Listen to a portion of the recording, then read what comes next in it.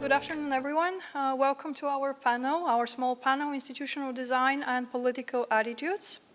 My name is Jordanka Alexandrova, and I'm an assistant professor at Seoul National University of Science and Technology. And I will serve as chair and also as one of the discussants for today's panel. We have 3 papers examining how institutional arrangements and policy frameworks and systems of governance shape political choices and public attitudes across different empirical contexts. So before introducing the presenters, let me briefly explain the procedure. I will give each presenter 15 minutes, and I will give you a signal when you have approximately 2 minutes remaining. So I will have to stop you once the 15 minutes are over. So try to keep it brief, try to keep it within your 15 minutes, and that will mean that we will have enough time for discussion. And after all 3 presentations, the discussants will offer comments. I think we can keep them up to 10-15 minutes each, should be enough. And then the presenters will have approximately 5 minutes each to respond to our comments. We can use the remaining time for questions from the audience if we happen to have some, and a broader discussion. We could potentially give each other comments, so I would encourage you to listen to your fellow presentations so that we can discuss more. So I will ask everyone to keep questions and interventions reasonably concise so that we can all have an opportunity to contribute. I think this is everything about procedure. So let me not drag anymore. Let me turn to the first presentation. Our first presenter is Panayotis Montsakis, who is a PhD candidate at the University of Oxford. He tells me he's based in Japan right now, in Tokyo.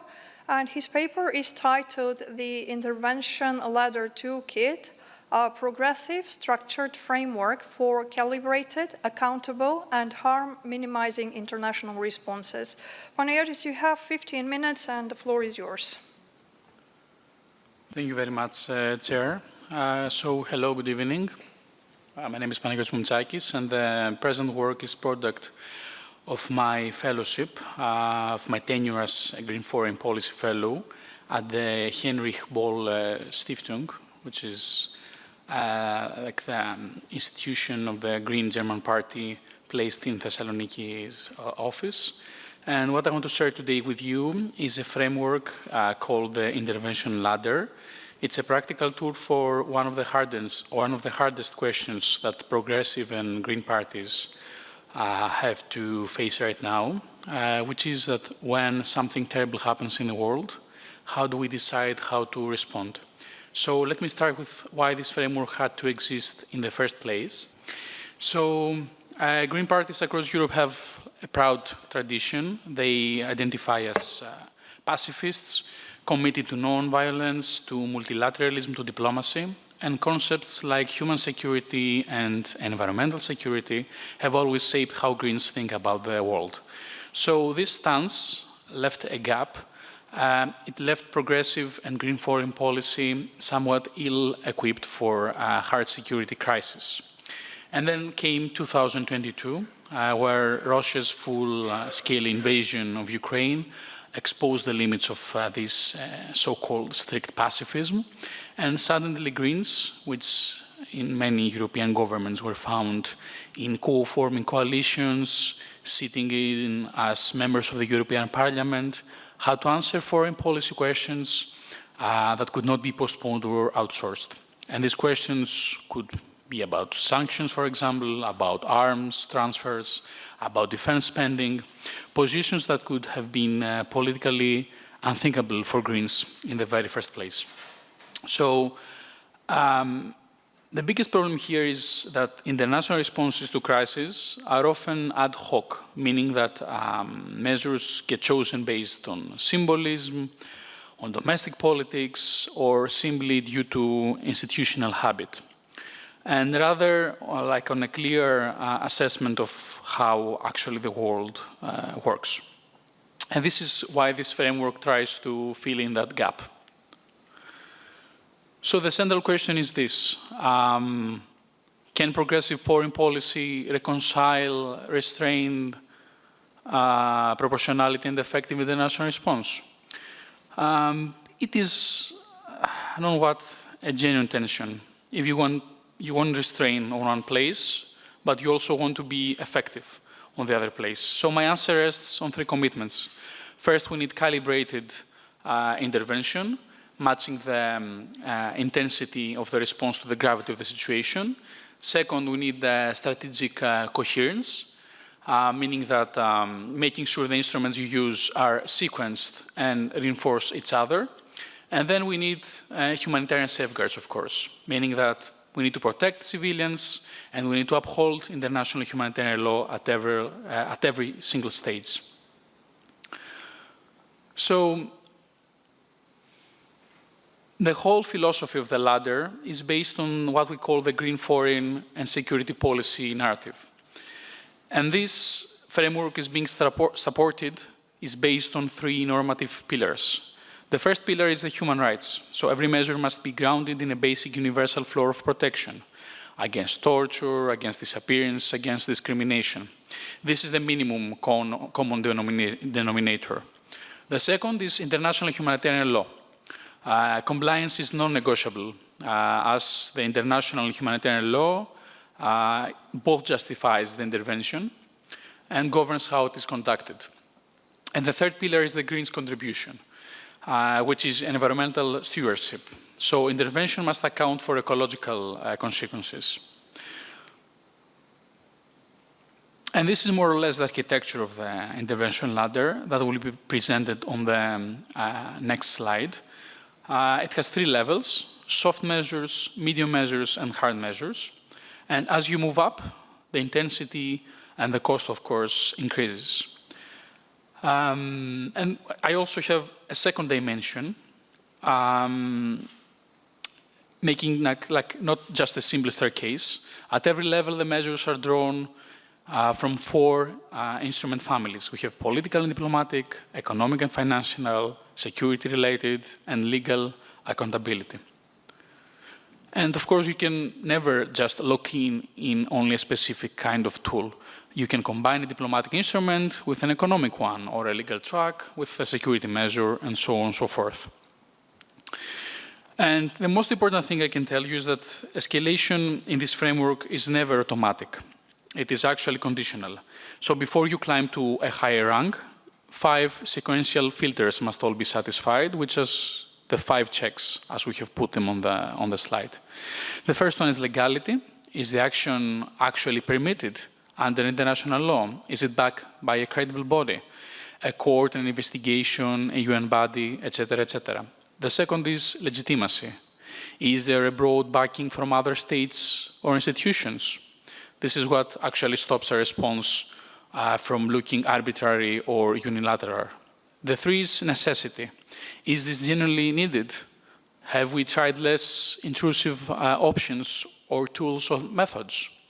The 4th is proportionality. Does the expected benefit outweigh the harm? And the 5th is effectiveness and feasibility, meaning that is there a credible path from this action to change the behavior we actually want to be changed? And here we have the full ladder of intervention. As you can see, firstly, on the very base, we have the soft measures, ranks 1 to 4. These are about prevention and early response. We have public statements. We have independent fact-finding and monitoring to establish what's actually true on the ground. We have assistance, which is conditional on reforms, providing incentives to the state. And 4th, we have support to civil society and legal aid, protecting journalists, NGOs, human rights defenders, and so on and so forth. And then we move to the medium measures, which are ranks from 5 to 8. And we see targeted sanctions like listings, like asset freezes, travel bans. Then we have downgrading of diplomatic relations, export controls on high-risk and dual-use goods. And finally, we have financial measures on state-owned enterprises and banks. And these kind of measures actually raise the stakes of non-compliance, but critically without actually closing the door on potential dialogue with the state that we want to see the changes. And finally come the hard measures, ranks 9 to 12. These are the last resort. Trade embargoes, always with humanitarian carve-outs, security assistance in terms of training. We have also referral to international criminal tribunals. And then at the very top rank, we have air and sea restrictions, and I treat this one as exceptional in a category of its own, as it bears the highest risk of escalation. And also one key principle that I feel the need to highlight is that we always step down the ranks in case we see that conditions improve. So I also want to stress here something because it matters. I didn't just invent these kind of instruments or ladders. These are products of like many legal treaties, of academic work. So the framework which is proposed doesn't create new powers. So the legal basis is here. We have Article 41 of the United Nations Charter, which was about non-military coercive measures, then Article 42 about coercive measures, then many important articles embedded in the European various treaties. About the humanitarian safeguards, we also have many legal treaties and texts we can follow. For example, we have the UN Security Council Resolution 2664, which establishes humanitarian carve-outs for sanctions. Then we have also the operational tools like the EU dual-use regulation about export controls, many also legal texts about arms export controls, the Arms Trade Treaty as well, and very important European Union sanctions guidelines, which actually give the appropriate pathway on how a state could implement the proposed sanctions.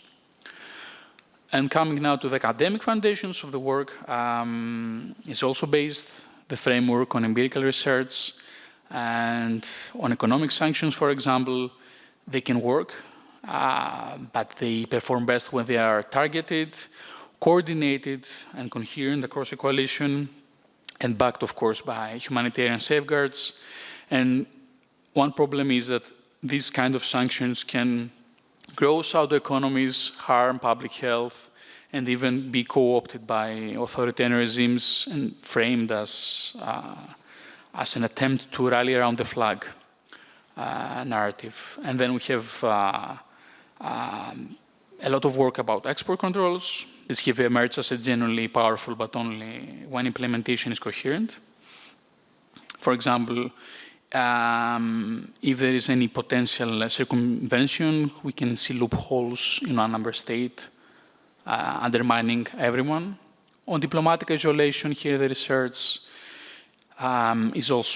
poses also some useful warnings.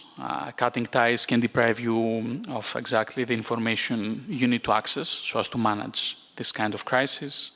About civil society support, it can amplify pressure and sustain real change, but it carries a serious backlash risk. And on security assistance, you always need to have some very important safeguards. So we need vulnerability screenings and hard suspicion triggers. So finally, this is like a case study about how the European Union responded to the Ukrainian crisis.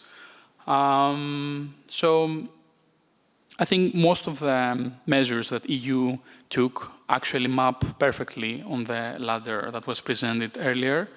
And the key insight is that EU just didn't climb a rank at a time. They tried to combine different ranks at the same time. So we had like a bundled escalation. So in the initial phase in 2022, the EU had like an established political line. This is rank 1. We had some targeted sanctions and listings, rank 5, export controls, rank 7, financial restrictions, rank 8.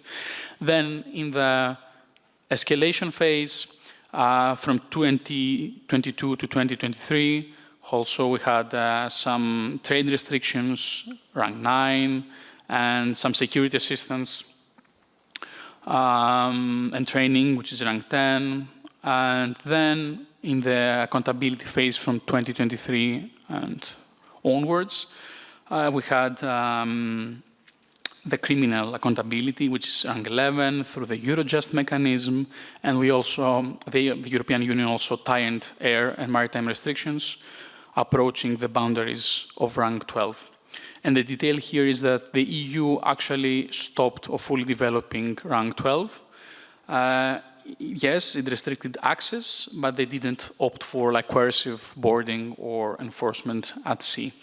So by concluding, if we want to bring all this together and provide some takeaways from the presentation, is that this intervention ladder proposes a calibrated escalation as a structured alternative to the two failures from time to time states keep falling into. So one failure is paralysis, where you simply do not respond at all.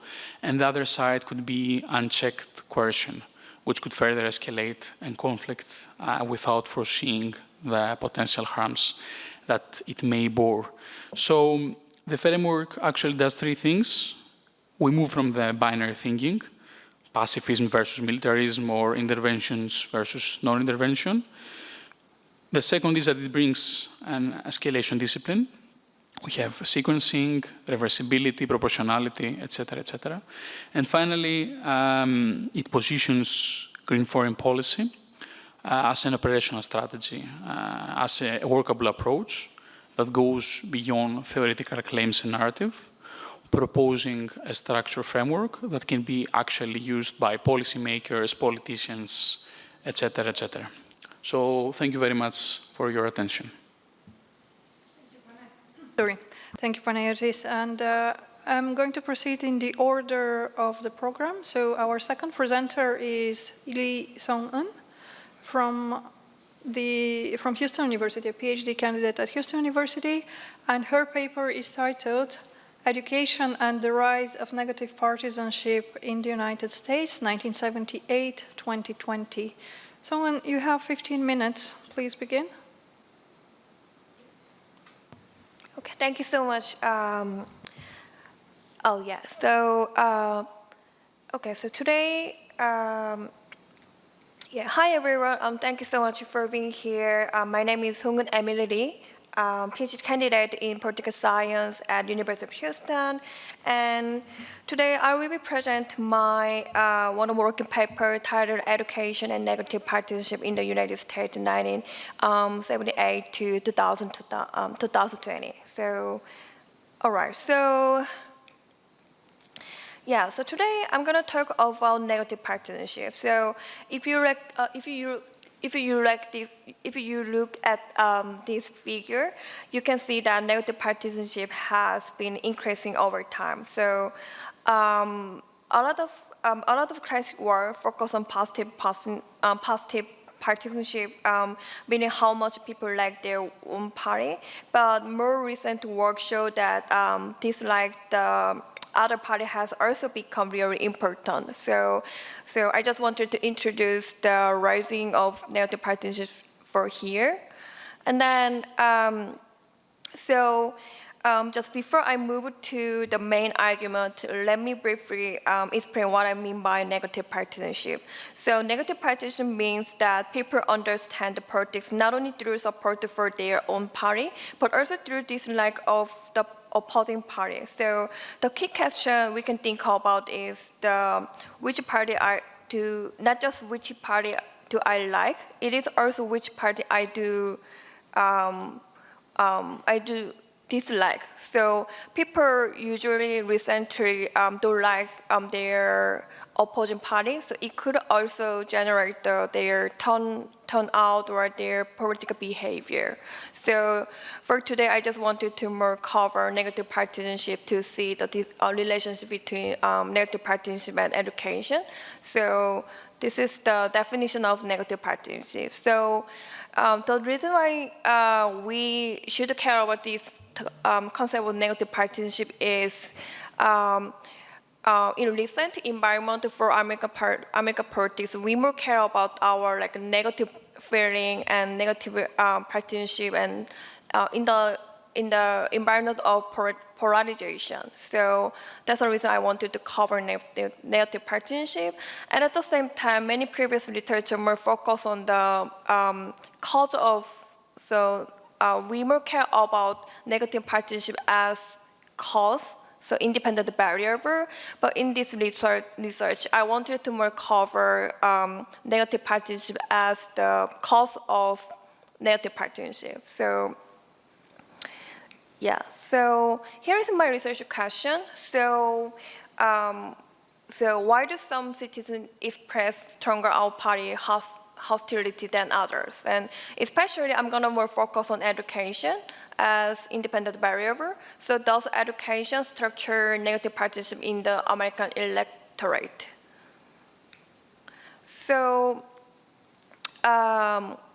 so I'm gonna cover education as the one of the factor generating a negative partisanship. So many previous, as I mentioned earlier, many previous literature more focus on the why negative partisanship is generated or how negative partisanship affect their political behavior, especially turnout, their political behavior.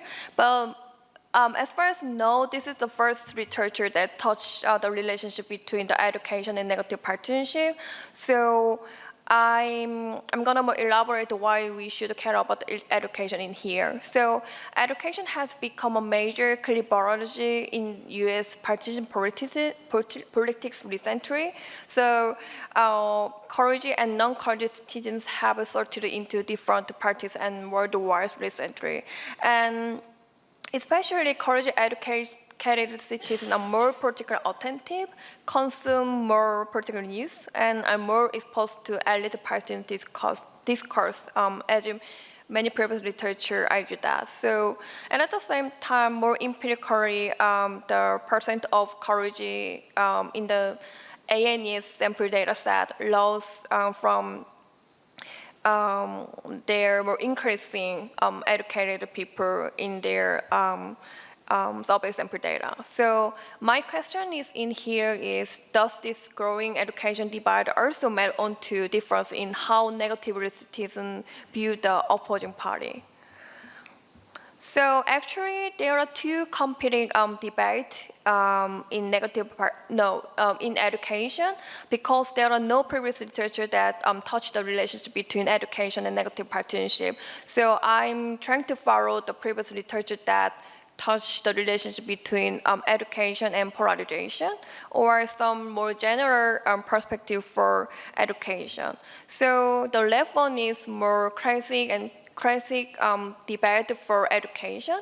The first one is more put simply. So many scholars argue that education increases knowledge, and they more tended to exposure to diverse viewpoints. That means simply we can think education, more educated citizens should be less hostile toward the political opponent.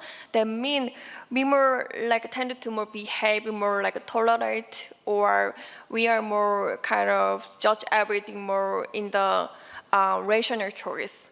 But recently, there is another approach that elaborates the law of education, which is motivated reasoning. So motivated reasoning argued that citizens use information to defend prior belief and valued identity. So, so in the terms of perspective of motivated reasoning, we can think about the more educated people tend to expose their negative feeling about our party just to secure their prior belief or their more value identity. So I'm gonna follow motivated reasoning to explain the relationship between education and negative partisanship.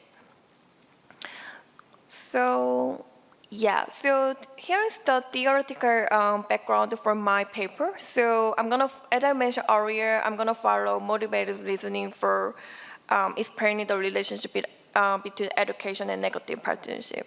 So just following motivated reasoning, we can think about two reinforcing this channel.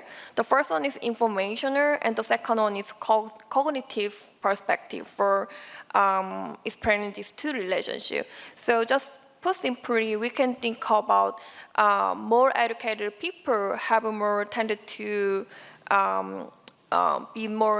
be informational, and at the same time they are more tended to be cognitive. That means just by using their political knowledge or by using their political attention, they are just trying to update their prior belief just to more enhance their negative feeling. And at the same time, so just in the terms of motivated reasoning, so I'm just trying to just differentiate between the positive and negative partisanship. So psychology, so we more tended to secure our negative feeling in the terms of motivated reasoning. So at the same time, the third one is we can think about the current surrounding information environment. So more polarized environment, many people more easily just exposure to their like social media or their more negativity news. So I'm just I'm gonna argue that just more recently, many people more tended to show an exposure, more educated people more just exposure or more tended to show their negative partisanship. So I have three hypotheses in here. So the first one is college educated citizen is heavily stronger negative partisan than citizen without a college degree. So this is basic line of my hypothesis. And the second one is I'm more trying to more break down their mechanism just depending on their partisanship. So the second one is this gap is stronger among partisan learner than among strong and weak partisan. And the third one is I'm just trying to explain the time trend.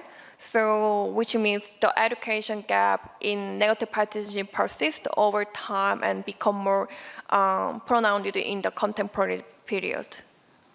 So I use ANE's time series data set. The time period is between 1978 to 2020. So I use 70 election wave, and the reason I use 1978 is it's because it's the first time to use feeling theory data meter for negative partisanship. So that's the reason I use just starting point as 1978, and I follow the classic literature that cover negative partisanship, which is Abramovich and Webster 2018. So negative partisanship is measured 100 minus feeling theoremeter for out party and minus feeling theoremeter in party. So that means higher number refer to stronger out party hostility related to the in party warmth. So education, especially I only cover education as only difference between college degree. So many previous literature also cover like 4 categorical variables for education. But the reason I wanted to use education as only college degree is that we have a more bigger difference between just college degree in American politics, and at the same, just to support additional analysis, I also introduced the category variable for education factor as a. So that means more educated people also really tended to negative partisanship just as same captured in difference between college degree. So, and then I have several control variables, and I use a weight OLS model in here. So as you can see here, actually I already shown the just the increasing of negative partisanship earlier. So this table just explained that. So more recently, we can just easily figure that negative partisanship is more increasing. So, and then this is my first main result. Yeah, as you can see here, you can figure out the result at there, just college variable. So actually, I included this second result in here. So first one is more educated people more tended to show their negative partisanship. As you can see here, the number is 4.53 and statistically significant. At the same time, learner also show more negative partisanship in here. And then the second hypothesis is the relationship between college and learner. So interaction between college and learner also statistically significant. So, and then the second analysis is I wanted to more focus on learner, which is like not strong partisanship and not weak partisanship. So this is my second result. So we can more focus on the like blue bullet point in black bullet point in here. So as you can see here, the third one is learner. So actually learner has really bigger difference between their negative partisanship and in-party warmth. So in short, college education has the largest effect on learners. And then the third one is, as I mentioned earlier, I'm gonna want you to cover the time trend in here. So as you can see here, so we can more easily figure out negative partisanship has more prevalent in recently. So, and the third result is showing that the reason I wanted to show the 4 different results in here is that actually there was really big debate in measuring negative partisanship. So that's the reason I wanted to cover for different measurements in here. So as you can see here, just put simply, among college educated respondents, out-party hostility rise over time. So that means, which means this result also support my third hypothesis. So here is the conclusion part. So my every result support every hypothesis. So I can just say education does not solely support political conflict. So especially just after 2008, that means in a polarized environment, it can also help cities organize and defend out-party rejection. And here is the future research part. And yes, I'm going to think about, because this is my research only focus on observation data research. So I'm thinking about the survey experimental research by using media environment or political discussion network. And thank you so much for listening. Thank you. Thank you, Sung. Interesting presentation as well. Our third presenter is Park Jong-moon, a PhD student at the University of Illinois. And her paper is titled Permanent Temporariness and the Paradox of Selective Inclusion is what I was given, but it's not, is it? Yeah. So yeah, the title is Who Belongs? Institutional Signals and Migrant Attitudes in East Asia, Korean Case. All right, Jong-moon, you have 15 minutes. The floor is yours. Thank you. Hello, everyone. My name is Jung-moon Park. I am a PhD student in University of Illinois. Today, I want to focus on a section of my dissertation perspectives, focusing on Korean case. So ultimately, I am planning to have 3 separate cases in East Asia, Korea, Japan, and Taiwan. And as I mentioned, I'm trying to see the different effect of institutional signals throughout these 3 countries. I guess for my project, it's very comparativist, so I would love to hear the feedback on how I can frame this, since this is also the very early stage of writing the prospectus. Okay, so the puzzle that I'm presenting here is in East Asia over like 3 decades. there have been more and more exclusionary sentiments intensified. This is very interesting because it is true that across all the other countries around the world, there has been a rise of exclusionary sentiment, but at least in East Asia specifically, countries and states were very clear about how they would manage migrants. So it is interesting for citizens to have exclusionary sentiments toward migrants for potentially changing the culture of Korea or potentially changing the national identity of Korea, Japan, and Taiwan. And it is also interesting because the existing framework that we know from migrant literature, such as economic threat theory, cultural threat theory, and context theory, don't really necessarily explain the situation of East Asia. Because as I mentioned, as the case of economic threat, because it is very state-centered policy-based in East Asia, most of the times when migrants come, it comes under specific policy, and these migrants fill the sectors and natives vacate. And also for cultural threat, it's interesting because many other countries, they say that if you have same ethnicity or like if they have a language skill, people are likely to discriminate you less or have more positive attitudes toward these migrants that are similar to you. But we clearly see that in East Asia, this also cannot be really explained with cultural threat because we see the case of Korean Chinese, we see the case of like Nikini Brazilians in Japan, that even though they're ethnically Korean or Japanese, people still have like negative attitudes towards them, not necessarily more fond of them compared to other migrants. And also context theory does not really apply in the case of East Asia because though a migrant population is growing in East Asia, it's really not prominent across the country. It's rather more focused in specific regions where certain industry that migrants are needed. Regardless, if you look at the data from like Korea and Japan and Taiwan, you see that hostility is not necessarily focused on specific area, that there's more context to these migrants, rather more uniform. So we also see that context theory might not explain the case of East Asian hostility towards migrants.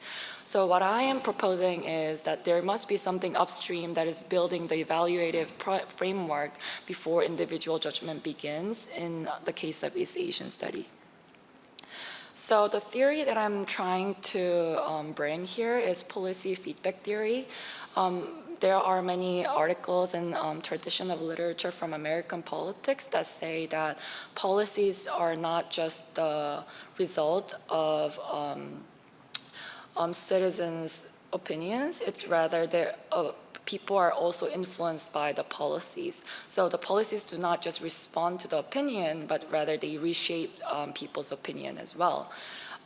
So here it says that institutional decisions shift attitudes and perceived norms of people, especially if you look at Tankard and Pollock 2017 paper.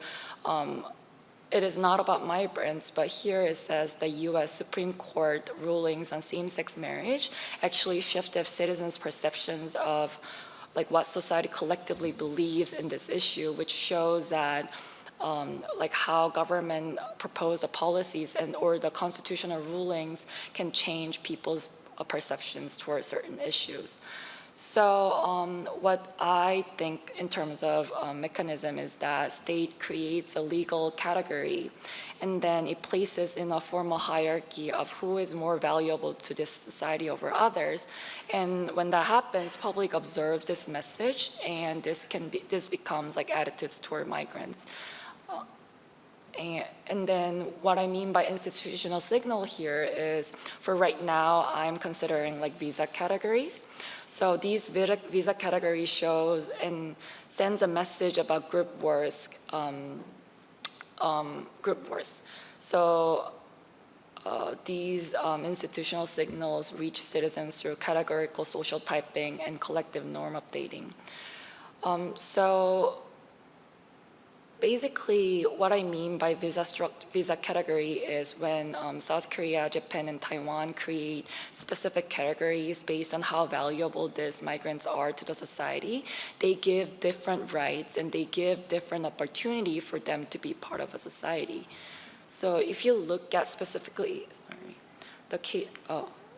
specifically the case of Korea, there have been 3 monumental moments in Korea that changed how they would grant rights to migrants, which is a point that I'm trying to exploit in my experiments. So first, it was pre-2004, which it was under industrial trainee system. This is when migrants were not given the same right as citizens in terms of labor rights and membership. This means that they did not have any opportunity to become part of a member in Korea, even though they contribute or they live in a certain long, elongated period of time. However, in 2004, under employment permit system, they now have a same right, labor right as South Korean citizens, however, such as minimum wage and accident insurance and severance. However, in terms of membership, it was very closed, and they did not have any other opportunity. So they had a certain cap of years that they had to stay and then extend, and also they could not bring any family member, and there was no pathway to permanent residency, even though they have worked for extended period of time. However, in 2023, there was a new expansion called E74. So labor rights, as mentioned previously, just like EPS system, it is still guaranteed. But it was the first time in East Asia, and specifically South Korea, that now they have conditional pathway to earn permanent residency in South Korea. So based on these 3 momentums in policy, I'm trying to look at how people's attitude shifted toward migrants. So there are ultimately 2 things that I'm trying to look at here. First, I want to see if signal shows that migrants can become they are economically beneficial, thereby giving them labor rights. How does that affect people's attitudes in terms of how they believe migrants to be economically? And when states grants route to permanent routes to stay in Korea permanently, how does that affect people's attitudes towards migrants being part of a membership? So another factor that I want to see is how conditional this can be. So in terms of E74, so even under E74, even though there is now a path to permanent residency, it's not granted towards everyone who stayed long enough. It's granted to those who have enough points to receive a right to basically apply for this E74 system. So there is a clear narrative of few workers becoming more deserving than others. And then also there's this idea that requirements reward proximity to the citizen norm, so the system feels fair and it is hard to contest. And the liability comes to the individuals that shows that if you cannot really receive these route to permanent residency, then the failure is on you, not necessarily on the system. So basically what I want to look at is 2 things. First, I want to do the dimension test. So basically the EPS signal should move economic attitudes of people of how they think migrants would be valuable economically. And the E74 signal should move membership, thinking that these migrants are valuable as societal member. I'm trying to conduct a pilot study in later this year to see that if people react to these different vignette when they are given different vignette that state is giving a different rights to the citizens, and how that would show how people's attitudes toward these migrants would change. And second of all, what I want to look at is if if there is a conditionality to how the membership can be updated. So if you look at the PowerPoint that I present, to support the paradox, membership support rises only for migrants who meet the skills and language criteria. And there's a belief that membership should be earned strength, and also that the unqualified majority stays flat or hardens.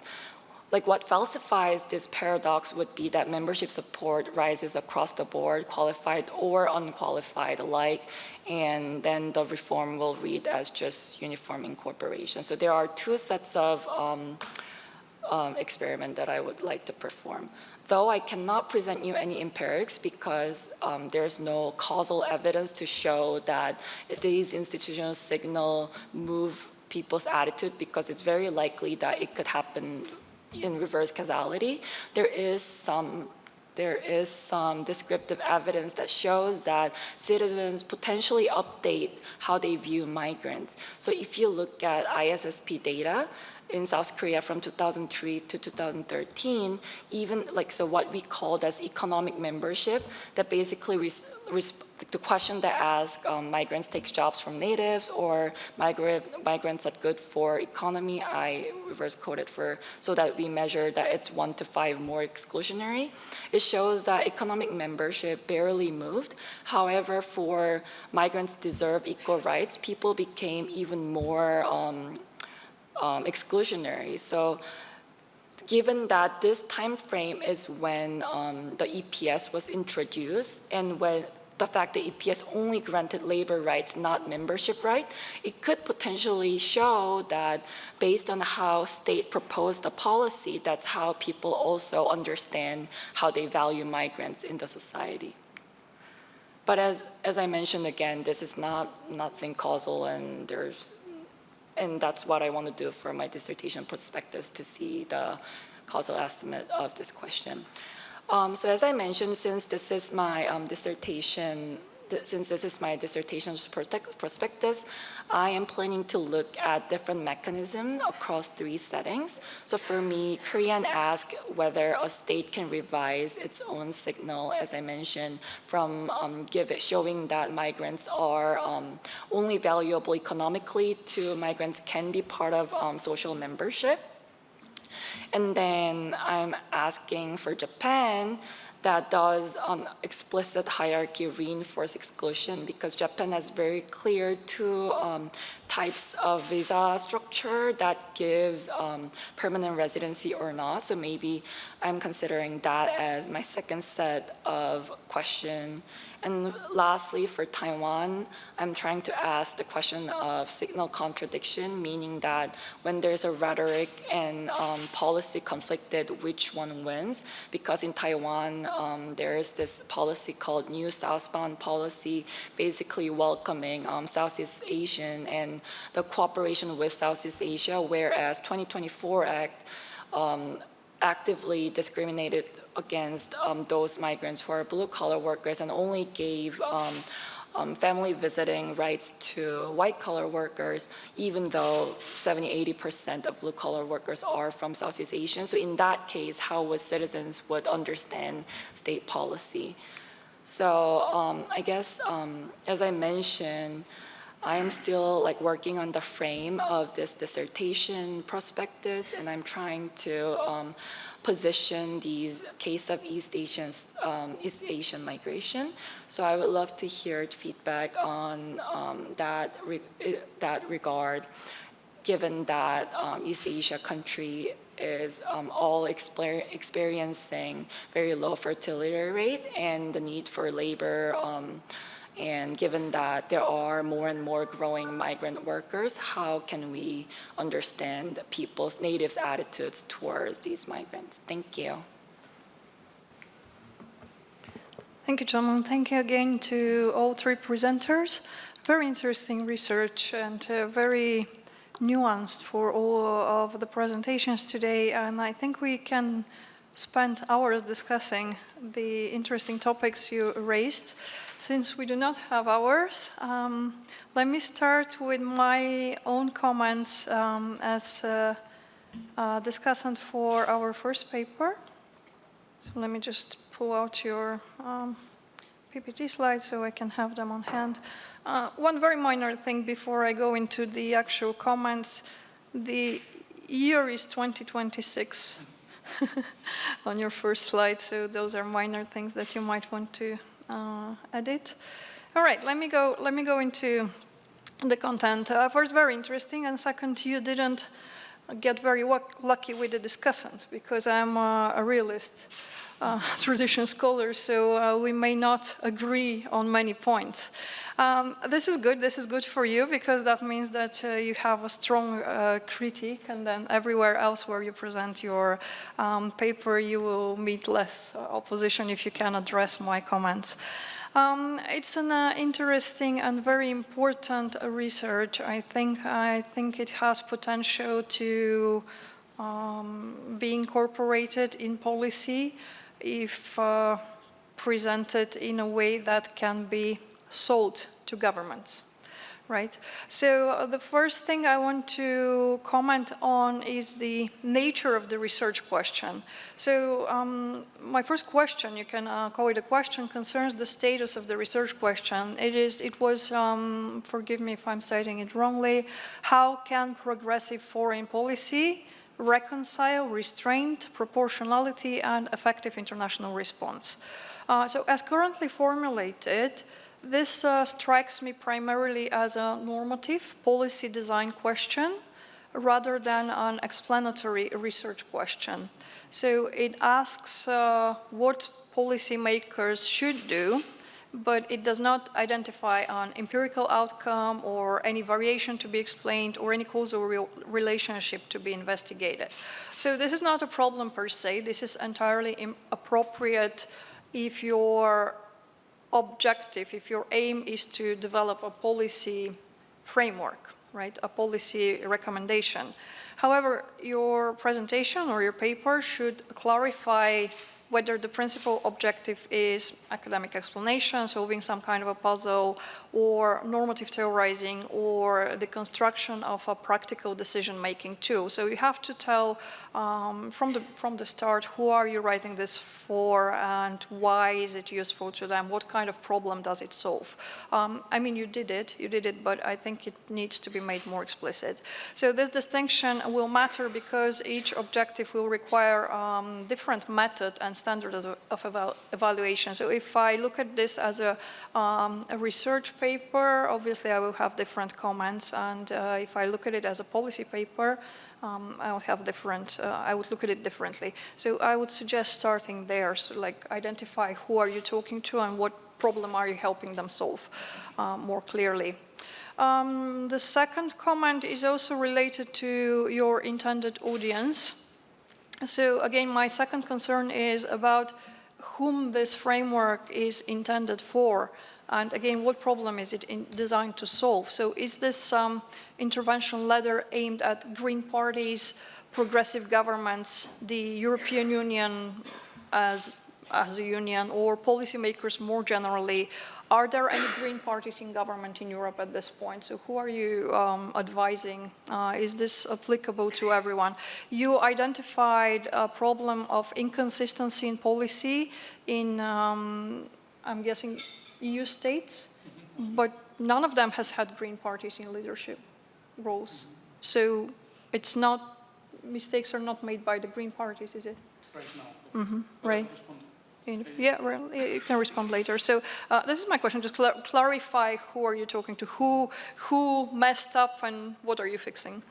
And the paper should also clarify how is it different from existing international and EU policy framework, because it seems to me very common sense in many aspects. So European policy frameworks already incorporate legality, proportionality, humanitarian safeguards, obviously, and coordination of policy. It's nothing new. So if the problem is inconsistent implementation rather than the absence of such principles, why would a new ladder solve it? You gave the case of Ukraine where you show how EU states already responded, and that incorporates already the advices you are giving. So they're already doing it. So what is your contribution? What is your added value? So what specific gap does this framework fill, and what would policymakers do differently if they adopted it? So how would they behave differently? My third point is, or question, my third question concerns what happens when security objectives conflict with the three normative pillars of the green foreign and security policy. So the presentation stated that compliance with international humanitarian law is non-negotiable. I completely agree. But the most difficult cases are precisely those in which military and political leaders argue that strict compliance will impose serious operational costs, endanger their forces, prolong a conflict, or reduce the probability of victory. So governments accused of violating international law, they rarely acknowledge that they are simply rejecting legal constraints. They generally justify their actions by invoking military necessity, national survival, force protection, or the need to protect their own population. So how then does the framework resolve these conflicts? So are international humanitarian law, human rights, and environmental stewardship absolute constraints, or that may not be breached ever, even if compliance appears to increase the risk of, let's say, military defeat or suffering for your own population? So, or are they principles that must ultimately be balanced against security effectiveness? Right? So if your generals tell you, if I don't violate humanitarian law, we're going to lose whatever we're doing, and maybe your own citizens will suffer, will you say, no, we should stick to the law, and how rational is that? And another thing is that the three pillars may also differ in status. So international humanitarian law is described as legally non-negotiable, while environmental stewardship may operate as a broader normative consideration. So this framework should clarify whether all three pillars function as absolute constraints, or whether some carry greater weight, are some more important than others, or are all non-violable. And more concretely, suppose, again, military commanders argue that an operation prohibited or severely constrained by the framework is necessary to prevent defeat. What would a Green Party participating in the government do? Should it oppose the operation, withdraw from the government, or accept some departure from these principles? So this can create vulnerability for these parties if they want to stay in government, because they cannot handle severe crisis. So these are my main comments. I have one point about the concepts. So your classification of measures as soft, medium, or hard, what criterion determines that position on the ladder? Like what decides if a measure is soft, medium, or hard? So as a realist scholar, all of them look pretty soft to me. For example, what was it, referring to the International Court of Justice? That is a very soft measure according to my worldview. So is there a clear metric? You need some kind of a clear metric to rank these risks separately, so it can be material versus normative versus, I don't know, economic versus military, or just some criteria. Finally, I would also encourage you to work out your definitions more precisely. So you keep talking about intervention, but what do you mean by intervention? So this framework, are you just talking about third-party intervention in other conflicts, or is it covering almost all kinds of policy responses? So I didn't really understand from your presentation, what was it? Right, so these are my general comments, and if we have time later, maybe I will give you more. Right, so let me stop here. Overall, it was a very interesting presentation for me personally. I'm also interested in European security, European and East Asian security. And it has always puzzled me why European countries emphasize things like international law, for example, and environmental protection, even at the expense of their own security. So I'm looking at it from a different perspective, so it was very interesting for me to see your view. All right, let me stop here, and I will ask our next discussant, Professor Lee Young-jae from Gyeongsang National University. Professor Lee, the floor is yours. Okay, thank you very much. I would like to discuss about the second paper. This paper examines how educational background influence negative partisanship in the United States through quantitative research method. So this study presents very systematic empirical research and offer creative and interesting arguments. So I would like to share some comments. This study focuses on education in general. So then a specific college education. So it would be helpful to provide a more detailed discussion of Americanism through which a college education may influence negative partisanship. For example, in college campus may expose students to political discussion and interaction with professors, classmates, and friends who hold different political views. So such experience may shape students' partisan identities and attitudes toward opposing political groups. And also college can be a powerhouse generating partisan identifiers and partisan leaners. Colleges are polarized because students communicate with polarized professors, classmates, and friends in campus. Colleges are more likely to generate polarized person. However, college also contribute to generate partisan leaners through education. Students learn that political polarization is bad and dangerous from the classroom and circle activities by interacting with professors, classmates, and friends. College education emphasizes political pluralism and diversity. Students recognize political polarization is not rational and objective. So they try to be rational, neutral, objective, and sensible people. Sense of this elitism from college education lead people to choose partisan leaners. For students, this choice is more safer than choosing partisan identifier. In terms of second hypothesis, it may be helpful to compare the proportion of partisan identifier and partisan leaners between college graduate and non-degree respondent.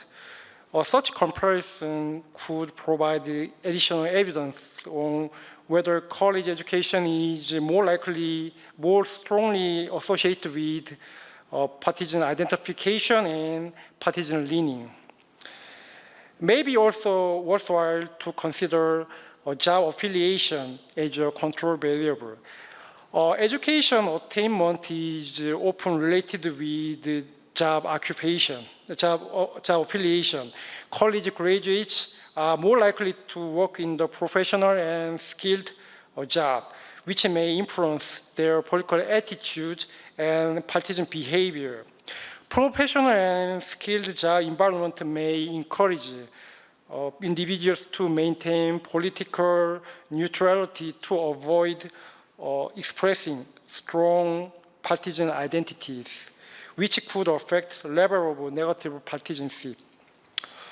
Recently, some partisan leaners, particularly among students and professionals, may possess a clear partisan preference but choose not to express them openly. A future discussion could consider whether negative partisanship sometimes reflects more indirect expression of partisan identity rather than absence of partisan attachment. Finally, this paper would also benefit from the discussion of long-term increase in negative partisanship, particularly since 1990s and 2010s. This period coincides with rising political polarization in the United States. It may be useful to consider broader socioeconomic changes such as globalization, deindustrialization, and growing income inequality, which may contribute to political polarization and strong negative attitude toward opposing political parties. Incorporating this broader context could help strengthen the interpretation of the findings. That's all for discussion for my second papers. Third paper examines the relation between visa policy to foreign workers and membership attitude toward them in South Korea. So although this manuscript is very first drafted, but this topic is very highly relevant and timely and has significant academic and policy implications. So I would like to share some ideas on that. I recommend the author explain why these three selected countries are categorized as East Asian development and immigration countries. It also would be helpful to clarify why these countries were chosen as cases for comparison and what specific importance for this country have for this research. And the introduction part should include good research question and brief literature review to demonstrate academic contribution of this study and show how it related to existing research. And then third part is the discussion of E-74 visa extension should be explained at the early part of the paper, such as the introduction or puzzle section. Since it is a key independent variable, so explaining it at earlier stage would help readers better understand entire research and your argument. In terms of theoretical framework, you should find a good theoretical background to explain why and how immigration policy may fail to overcome permanent temporariness. It would be useful to engage with relevant theory that can explain why policy changes don't necessarily lead to more positive membership attitude toward the immigrants. In methodology section, should provide more detailed explanation for research design. Particularly, it would help to clarify, describe independent variable, dependent variable, control variable, data resources, and measurement strategies. I think the biggest challenge is that changes in immigration policy may not be widely recognized by general public. Awareness of such policy change may be limited to people working in the sectors that employ foreign workers, such as manufacturing, construction, agriculture. As a result, stable attitude toward immigrants may be a natural outcome regardless of policy reform. It would be helpful for authors to discuss this issue and explain how it is addressed in the analysis. Paper could further explain why the requirement for obtaining E-74 visa may be considered too difficult to meet from the perspective of foreign workers. Its discussion would help readers better understand the practical implication for the policy. Authors argue that E-74 visa reform may lead to greater increase in membership attitude than 2004 EPS reform, but this expectation could be developed more clearly by explaining concept of conditional inclusion and how it differs from previous policy approach. Finally, the conclusion would be strengthened by offering policy recommendation, while the paper discussed the limitation of current visa system. It also be valuable to suggest a possible direction for future policy improvement. That's all for my discussion. Thank you. Thank you very much. Wonderful comments for both presenters. First of all, I would like to thank everyone for keeping the time so well. So now we have lots of spare space for discussion. So I will not limit your time for responses. And you can also use it to ask questions if you have, or if you want to discuss anything else that you didn't have time to address during your presentation. So we can make it more of a free format here. So let me think. Let's proceed in the original presentation order. So Panayotis, if you would like to respond first. Thank you very much for the comments, Professor. They're of great value for sure. I do believe that my work can resemble mostly a policy research work, even a paper if we can characterize it. And I think that the added value is that it can stand as a practical guide mostly, targeting policymakers and politicians, which could organize and present policy options, could clarify the risks, and can also provide the safeguards of its proposal that it is inside. I think one of the biggest problems is the empirical lack, and it was something that I tried to solve actually. I came into contact with all of the members of the Green Party that are in the European Union, so as to have short rounds of discussions. But I believe that due to the sensitive nature of the topic, only one responded. Yeah, and on a second stage, I also drafted some questionnaires that I was intending to distribute to members of the German Green Party and the Austrian Green Party, and I will explain in a bit why I chose these two parties, so as to have also a glimpse at the perceptions of the member parties, and perhaps also to make a comparison between the party elites, meaning the members of the European Union, versus the members of the party on the basis of the questions and of the things that are being presented in my work. So unfortunately, there was no response, so this is a clear lack of the work. And this is why I actually don't believe that it can stand out as a paper, but more or less as a guide or as part of a broader work.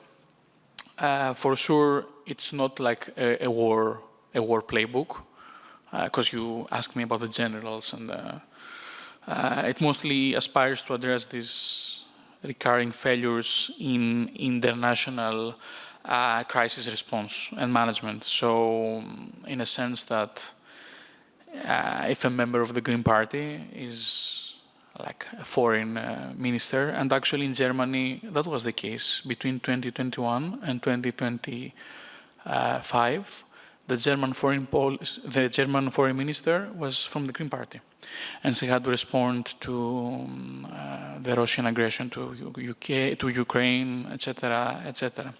And also, like in Ireland and in Belgium, we had Green parties in government until 2025.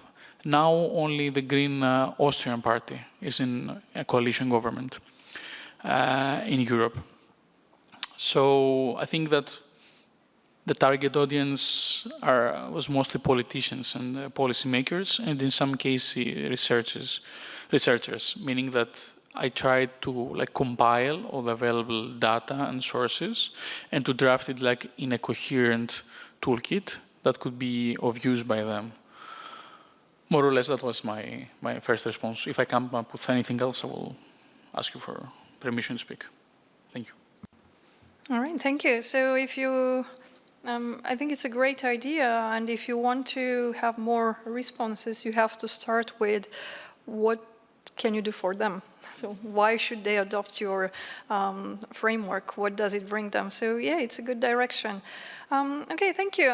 Songan, please go ahead with your responses. Yes, thank you so much. Actually, everything a really interest point, and actually this is my second time presenting this work, and you gave me a lot of think of honestly, and it's something I hadn't really doubts about before. So everything was really interesting point. Especially, I really like your point that education may not just mean knowledge or cognitive skills, but also college experience and peer network and professional norm. So I think definitely I'm going to think about this factor also could affect the relationship between education and negative partnership. So definitely in the current version, I only use college education mainly as a broader measure of educational attainment, but I do agree that education may work through several different mechanisms. So relatively, I think one paper in electoral studies I just came off in 2023 paper, and the paper look at how parental socialization shape political behavior. So I think your point is related to this paper, which means more parental experience actually affect our political behavior. So my current guess is this parental socialization also affect the relationship between education and negative partnership. So definitely I'm going to think about this effect as well. And at the same time,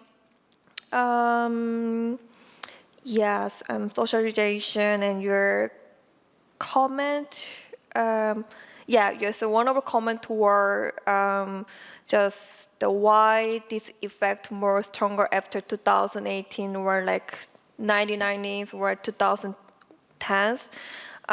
The one thing I just had of is one possibility is that it's just because of polarization in American politics, and at the same time we more I think many college-educated people more tended to express their like feeling or their opposition about the government in college level. So they're just trying to show many kinds of experience or many kinds of their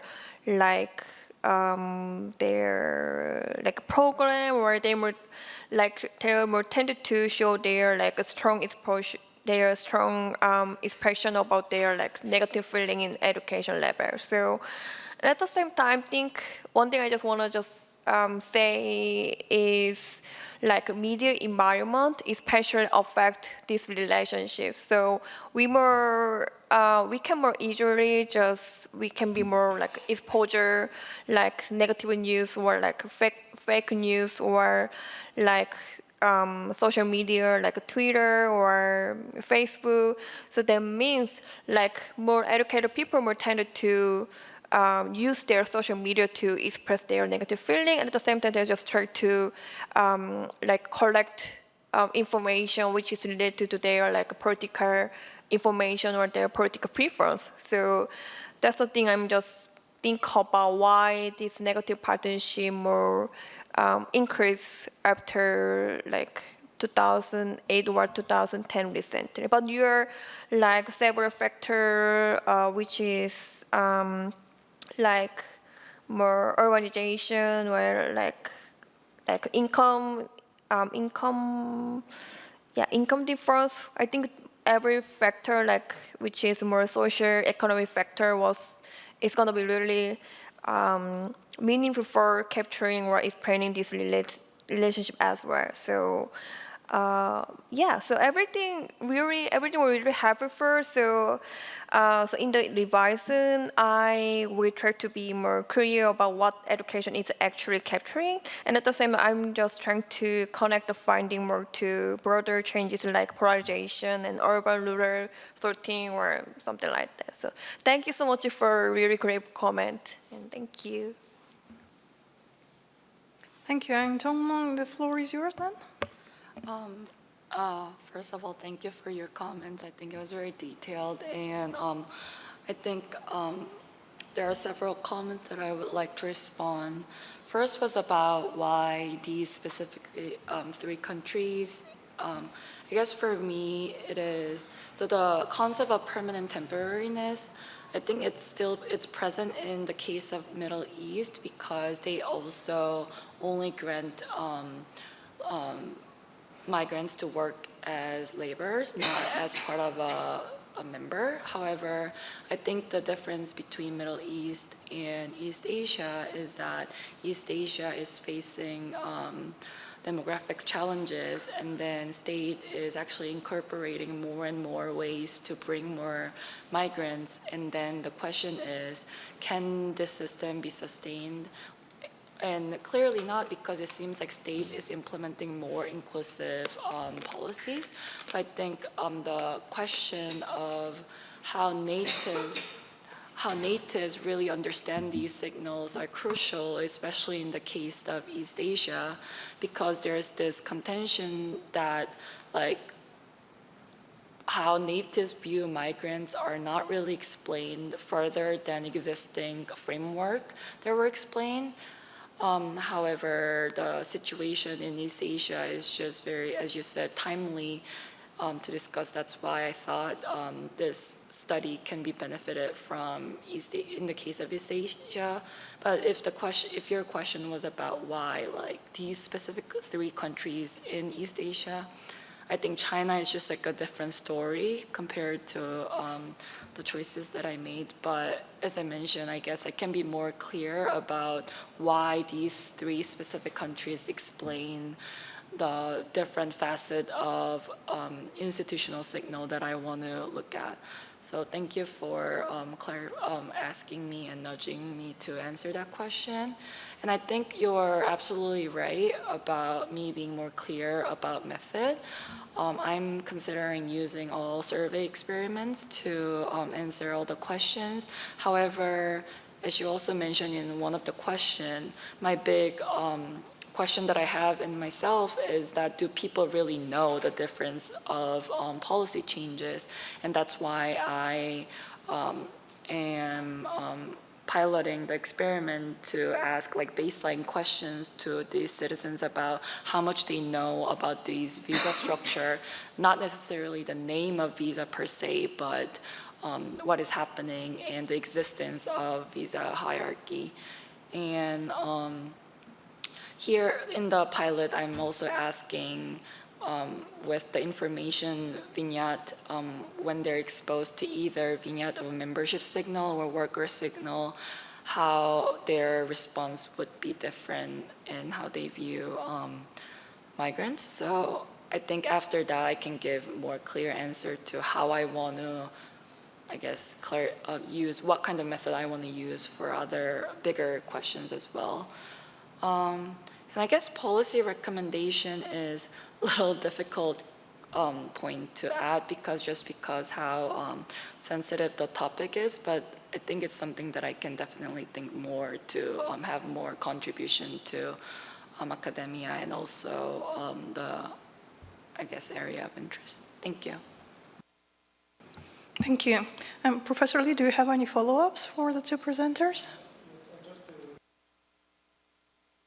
On the third paper, Dr. Park, because I try to revise theoretical part because your theory just focuses on the how policy change influences some attitude, but this theory cannot perfectly explain your argument.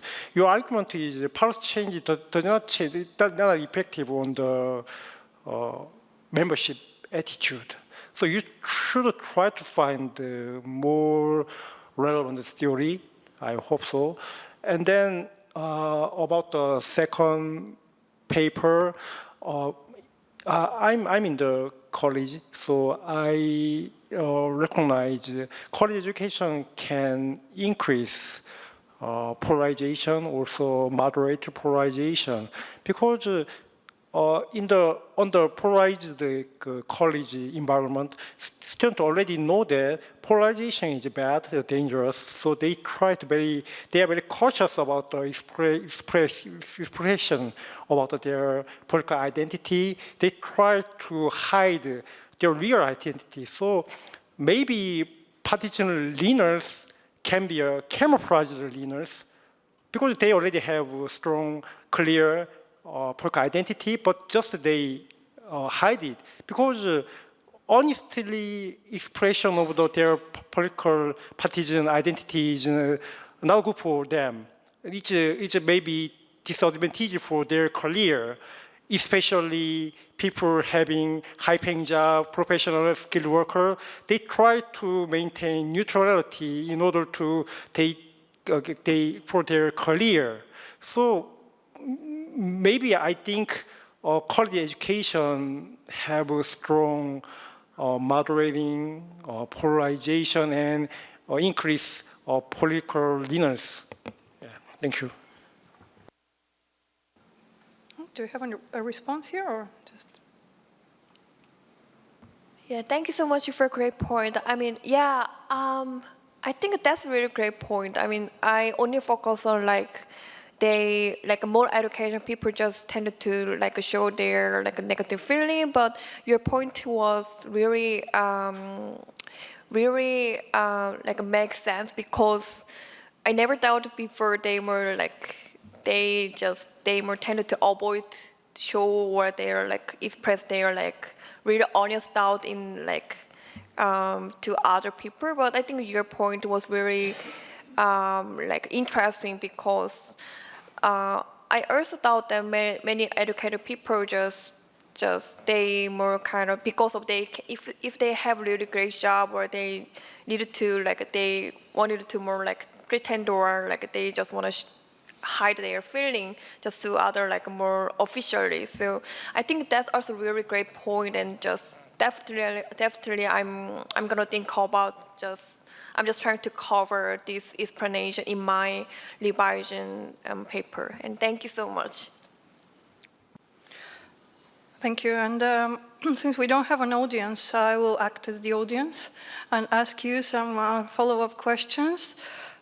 First, again to Songan, I noticed that your data about college-educated citizens being more politically attentive is from research from the 1990s and 2000s. That is before YouTube.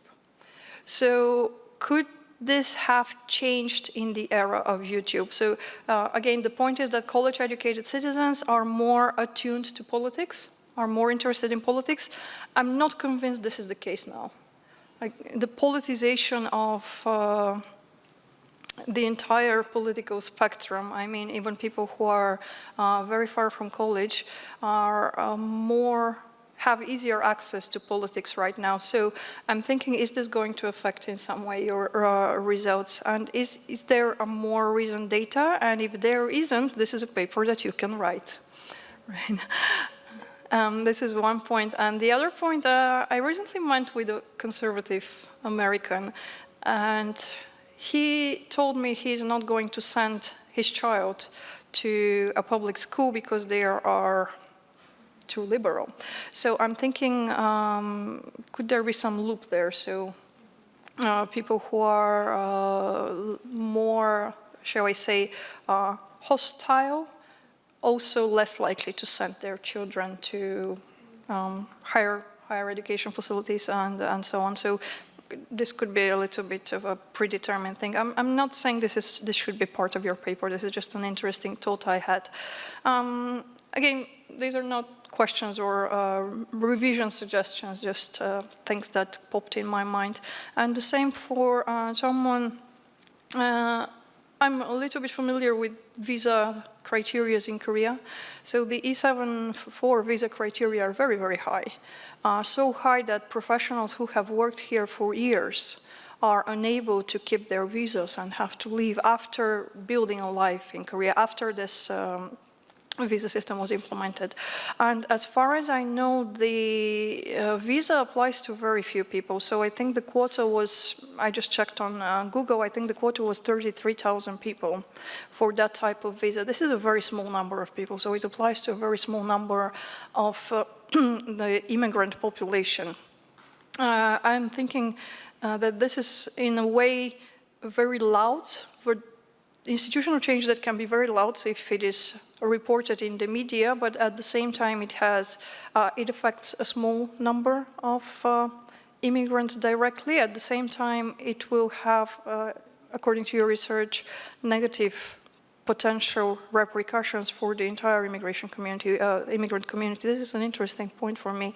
And another thing I wanted to actually ask you, so you talk about institutional decisions as if there are deliberate choice, right? So for example, visa decisions are obviously deliberately determined by governments, right?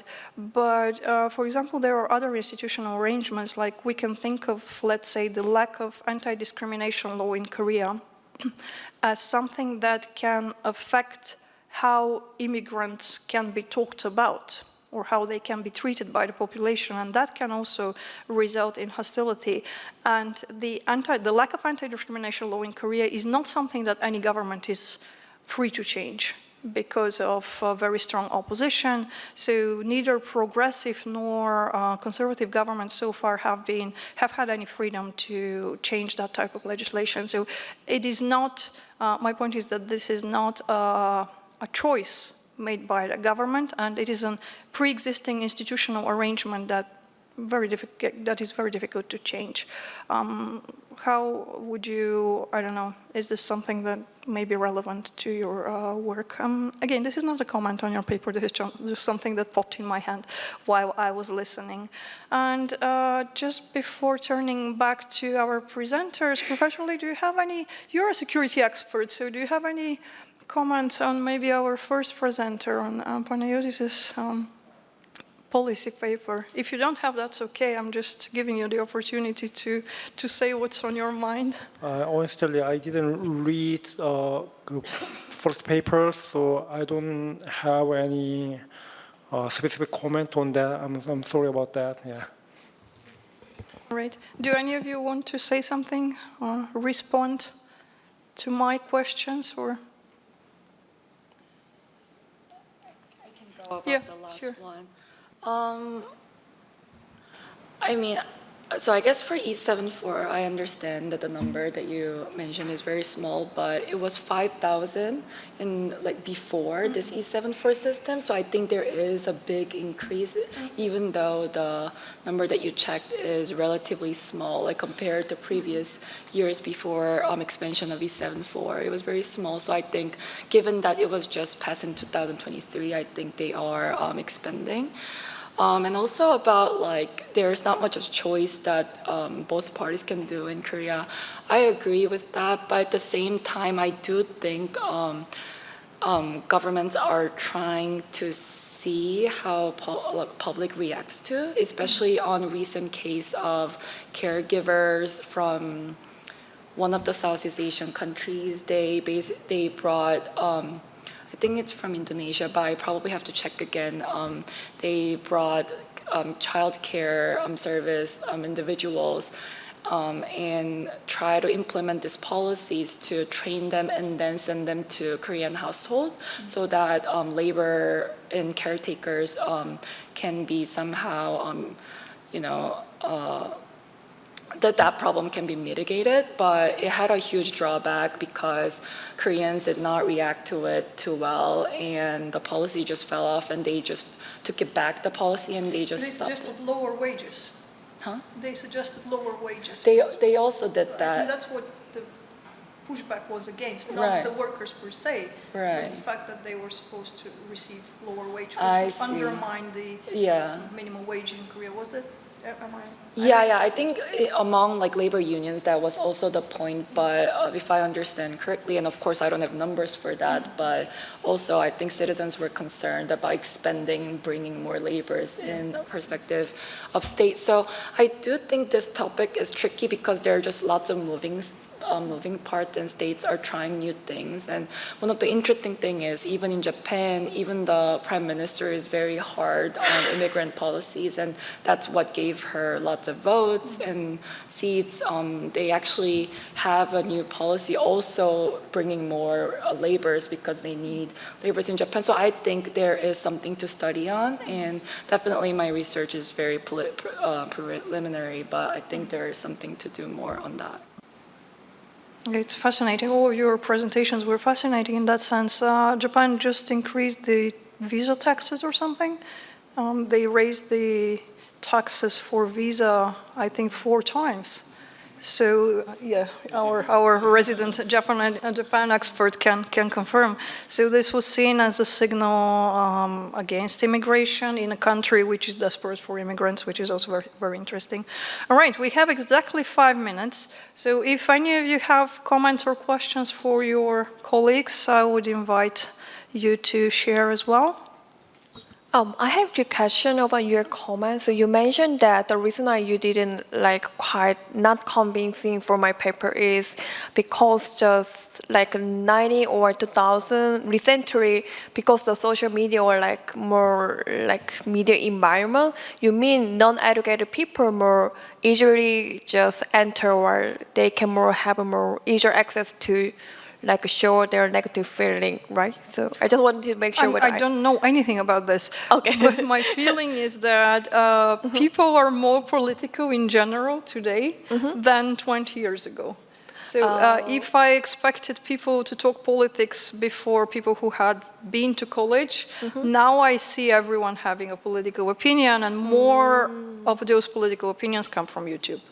So I'm thinking, isn't that affecting, so this one statement that college-educated citizens are more politically attentive, especially when you see presidents like Trump who are very deliberately targeting not college-educated citizens, and they're maybe more easily reachable today than in the past. So I'm thinking if this research is not now outdated, it's just an idea. And it's just, if I was studying this, I would consider writing a new paper on that. No. Right, that was my point, yeah.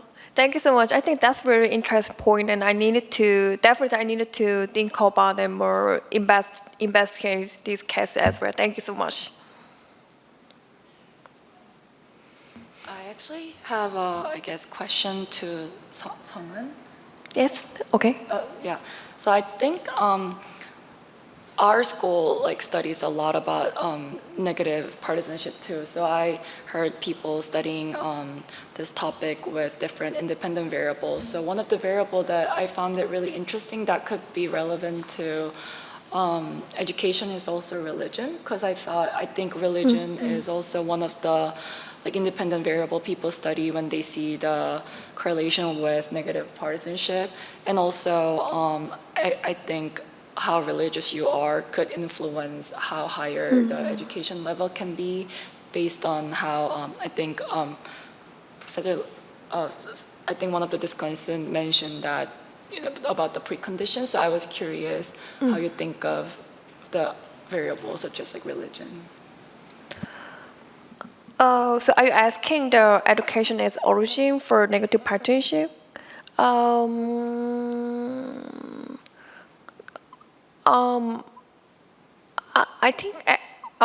think I never think about this before, but I think if I just refer my paper, I think more negative people. I think the opposite are the same direction, I think. So, I mean, more negative partisanship, more respondent who has negative partisanship also can tend to be more educated people, I think, because but